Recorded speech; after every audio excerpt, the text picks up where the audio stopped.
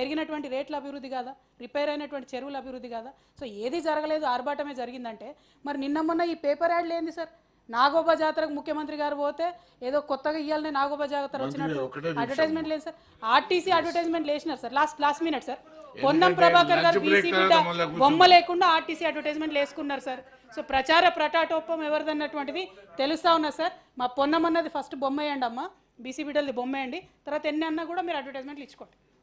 సరే సార్, ఒకటి మేడం అన్నట్టుగా ఇందాక కవిత గారు మైనార్టీల మీద వాళ్ళకే ప్రేమ ఉన్నట్టుగా సమాజంలో సగ భాగం ఉన్నటువంటి మహిళలకు ఫస్ట్ గవర్నమెంట్లో ఒక్కరికి కూడా మినిస్టర్ ఇయ్యనటువంటి పరిస్థితి.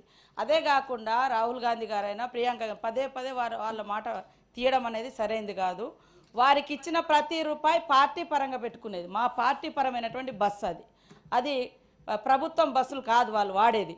నేను ఛాలెంజ్ చేస్తూ ఉన్నా, మరి 10 years నుంచి మీరు బయట వ్యక్తులకు ప్రజాధనాన్ని ఎంత ఖర్చు పెట్టారు, మరి మేమేం పెడుతున్నాం ఒకసారి తీద్దాం, దాని గురించి కూర్చుందాం.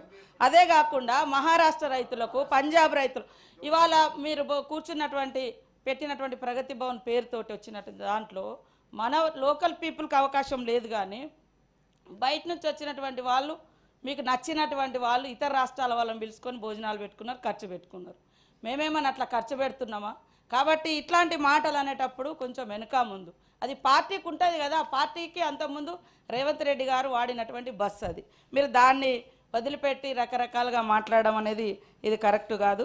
అదేవిధంగా ఇందిరమ్మ ఇళ్ళ విషయం కావచ్చు, పెన్షన్ల విషయం కావచ్చు, ఇచ్చినటువంటి ప్రతి వాగ్దానానికి కాంగ్రెస్ ప్రభుత్వం కట్టుబడి ఉంది. విధి విధానాలను ఖరారు చేస్తున్నారు. మీరే అన్నారు బస్సులు లేకముందే హడావుడిగా బస్సుల స్కీమ్ తీసుకొచ్చారు కొట్టుకుంటున్నారని.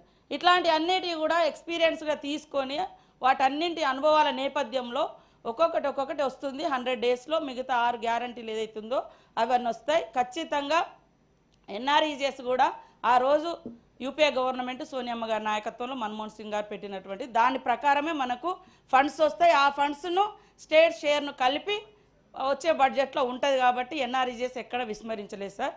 కాబట్టి కొన్ని మాట్లాడేటప్పుడు ఇతరుల మీద అబండాలు వేసేటప్పుడు కొంచెం జాగ్రత్తగా ఉండాలని సూచిస్తాము. లంచ్ బ్రేక్ సభ లంచ్